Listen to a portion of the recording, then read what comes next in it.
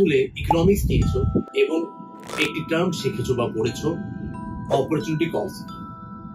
এই অপরচুনিটি কস্টটা তোমাদের জীবনেও সাহায্য করবে ডিসিশন মেকিং। সো আমি অপরচুনিটি কস্টটা কি সেটাকে একটা রিয়েল লাইফ এক্সাম্পল দিয়ে বোঝানোর চেষ্টা করি।